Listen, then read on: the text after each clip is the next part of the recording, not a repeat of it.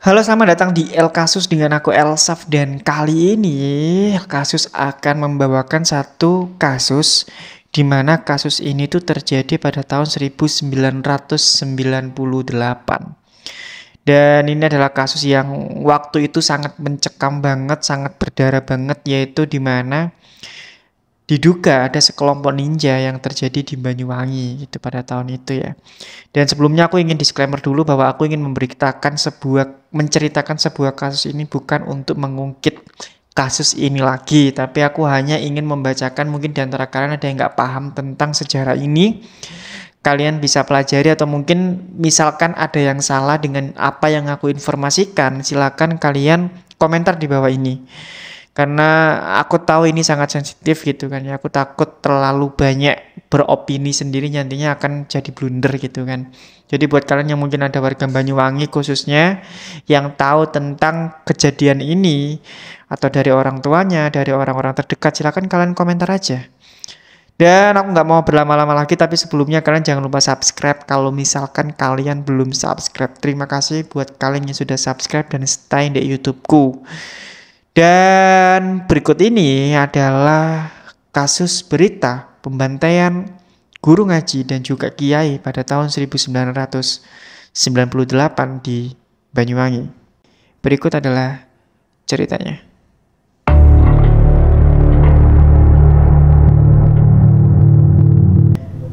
Kasus pembantaian kiai dan juga guru ngaji ini terjadi di Banyuwangi, Jawa Timur, yaitu pada tahun 1998. Hingga saat ini, kasus pembunuhan yang dilakukan oleh sekelompok ninja itu juga belum terungkap. Entah itu pelaku, dalang, maupun motif yang melatar belakangi itu semua. Kasus pembantaian ini itu memang nggak terjadi berkali-kali, namun memori itu nggak akan bisa hilang dari ingatan masyarakat Banyuwangi, terutama bagi keluarga yang menjadi korban dan mereka yang menjadi yatim, janda, bahkan ada yang hidup sebatang kara karena ayah, suami, ibu, dan juga orang-orang terdekatnya itu tewas dihabisi oleh orang-orang misterius. Berdasarkan data pemerintah, total korban pada saat itu terdapat 115 korban di 20 kecamatan dalam tragedi berdarah itu. Sementara menurut data tim pencari fakta atau TPF, di mana TPF itu pada waktu itu dibentuk oleh PBNU, datanya itu sedikit lebih banyak, yaitu sekitar 143 orang. Dan kira-kira apa yang menyebabkan kasus ini itu terjadi? Apa yang menjadi motif misteriusnya? Jadi kasus pembantaian kiai dan juga guru ngaji di Banyuwangi itu berawal dari isu dukun santet. Saat itu, orang-orang yang dianggap sebagai dukun santet tiba-tiba didatangi dan dihabisi oleh orang-orang yang nggak dikenal. Masyarakat pada saat itu menyebutnya sebagai ninja. Karena selain memakai pakaian serba hitam dan juga bercadar, mereka juga disebut memiliki sebuah kesaktian atau kekuatan gitu ya, karena bisa muncul dan menghilang begitu saja. Dan nggak hanya itu aja, Rek. Mereka juga disebut bisa merangkak di dinding hingga melompat di atas rumah warga dari rumah satu ke rumah yang lain. Dan kalau misalnya kalian pernah melihat film-film ninja, mungkin kalian bisa ngebayangin kayak film-film ninja assassin yang bisa melompat cepet gitu kan ya, bisa menghilang juga. Dan mereka ini tuh melancarkan aksinya selalu pada malam hari, karena memang keterangan dari media pada saat itu diduga kenapa mereka melakukan pada malam hari, karena mereka tuh memanfaatkan kegelapan untuk bersembunyi dan juga menghilang. Menurut beberapa artikel berita yang aku baca, operasi mereka yaitu adalah dengan mematikan saklar lampu, dan mereka biasanya juga memberikan tanda silang pada rumah, pohon, atau tempat lain. Ya, mungkin dengan dugaan bahwa itulah cara mereka menandai targetnya. Dan setelah itu, ninja itu masuk dan menjalankan aksinya.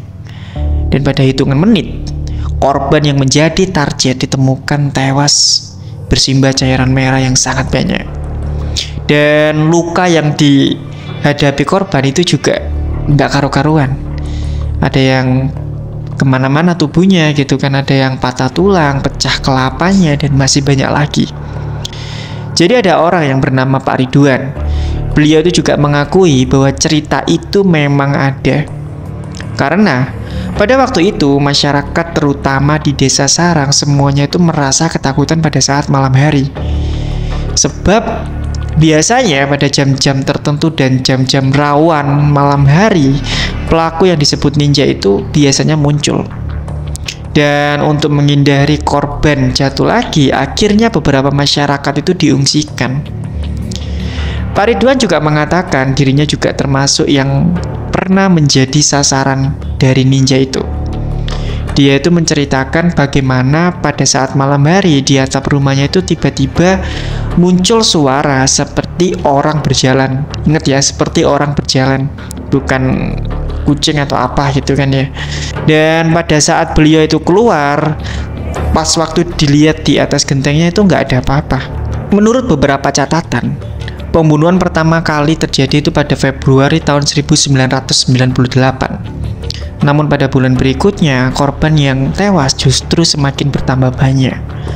Dan ironisnya, mereka yang tewas ternyata bukan hanya orang-orang yang disebut memiliki ilmu hitam atau santet, tetapi justru para kiai dan juga guru ngaji juga ikut menjadi korban. Pada waktu itu, Bapak Bupati Banyuwangi yaitu bernama Pak Purnomo Sigit. Waktu itu Pak Purnomo itu mengeluarkan sebuah radiogram. Isinya adalah beliau ingin menyuarakan kepada aparat pemerintahan untuk mendata dan melakukan pengamanan terhadap beberapa toko, terutama kiai dan juga guru ngaji. Namun ya, yang terjadi justru sebaliknya. Pembantaian justru semakin brutal dan setiap hari korban yang tewas itu semakin bertambah banyak. Yaitu di antara 2 hingga 9 orang, dan beberapa di antara mereka adalah tokoh-tokoh yang sempat masuk dalam pendataan. Nah, itu sebabnya pada waktu itu Pak Purnomo itu banyak mendapat protes. Bahkan ada sekelompok masyarakat meminta beliau untuk mundur dari jabatannya, sebab informasinya di radiogram itu justru menjadi petunjuk bagi para ninja untuk mendatangi target dan melakukan pembantaian. Di sisi lain, ada banyak santri yang berjaga-jaga, dan pasca peristiwa itu, situasi pada saat itu sangatlah mencekam, terutama pada malam hari, karena korban terus berjatuhan tanpa bisa dikendalikan. Masyarakat khawatir akan banyak kiai yang menjadi korban. Akhirnya sejumlah pesantren menyiapkan kekuatannya. Mereka menggembleng para santri dengan ilmu bela diri dan beberapa ilmu penjagaan lainnya. Dan selain itu, mereka juga dipersenjatai dengan bambu kuning yang telah diberi doa. Tujuannya agar mereka siap sewaktu-waktu menghadapi ninja yang datang. Dan selain perlawanan fisik, para santri juga diajak untuk melakukan perlawanan secara batin dengan cara mengamalkan sejumlah bacaan doa selepas sholat maghrib dan subuh.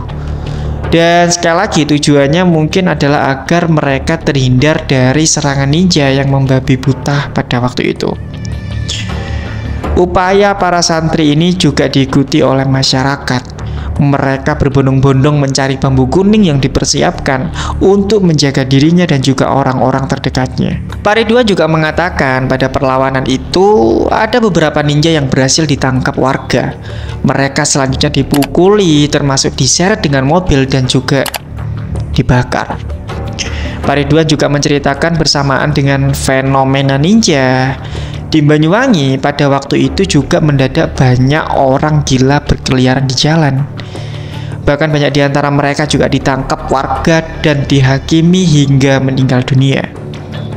Sebab dugaan masyarakat pada waktu itu, mereka menganggap bahwa ninja itu sedang menyamar sebagai gelandangan.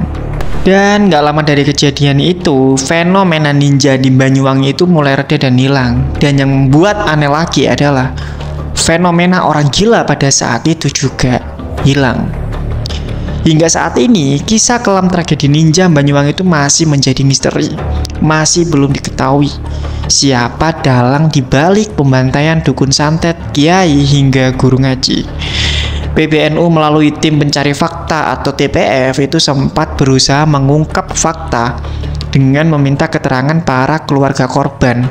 Namun, upaya tersebut itu terhalang karena mereka tuh menolak memberikan keterangan dan hanya meminta nama baik keluarganya itu dipulihkan dan tidak dicap sebagai dukun santet. Ya, kita tahu bahwa kasus 98 itu memang mencekam, banyak penjarahan toko dan lain-lain pada waktu itu. Ketika aku membaca beberapa artikel berita, tahun 98 tidak terjadi di Banyuwangi aja, tetapi juga terjadi di kota-kota besar juga. Dan aku sebagai orang yang membawakan berita ini sebenarnya ada beberapa artikel yang memberitakan bahwa ini tuh diduga adalah sebuah isu untuk menutupi kejahatan pada saat itu. Tapi sekali lagi ya, ini dugaan dan aku juga nggak tahu kejadian waktu itu. Jadi aku nggak berani terlalu beropini dalam soal kasus ini lah ya. Karena kasus ini jujur sangat sensitif dan aku yakin banyak kesedihan yang dialami masyarakat Banyuwangi pada saat itu. Dan jujur saudaraku juga banyak banget di Banyuwangi sih. Ibuku juga banyak saudara di sana. Aku juga sempat tanya soal kasus ini kepada buyutku yang masih sehat, masih hidup. Dan beliau juga mengalami kejadian ini gitu. Dan memang pada tahun-tahun itu sangat mencekam banget. Dan apapun yang terjadi saat itu, mari kita sama-sama berdoa semoga yang menjadi korban, entah itu masyarakat, kiai, atau orang-orang yang nggak bersalah, semoga diterima di sisi Allah Subhanahu wa Ta'ala dan dilapangkan jalannya. Amin. Ya intinya kita itu nggak tahu ya gitu tahun-tahun itu tuh yang terjadi apa gitu. Sekali lagi aku tuh membawakan berita ini adalah dari sumber yang aku baca gitu. Banyak artikel berita di Google, bahan-bahan sumber bacaan yang lain juga banyak. Dan aku mengambil dari sana. Dan sekali lagi kalau misalkan ada yang salah dari cara tutur omongku, silakan kalian komentar di bawah. Dan mungkin ada di antara kalian yang tahu tentang kasus ini atau mungkin dapat cerita dari orang tua kalian, dari nenek buyut kalian, silakan kalian cerita. Siapa tahu aku bisa mengambil dari situ dan merangkumnya menjadi satu. Sekali lagi terima kasih buat kalian yang sudah nonton El Caso sampai habis, dan terima kasih buat kalian yang sudah subscribe, dan sekali lagi terima kasih. Mungkin itu aja dan sampai jumpa di El Caso selanjutnya. Apa yang menjadi motif misteriusnya?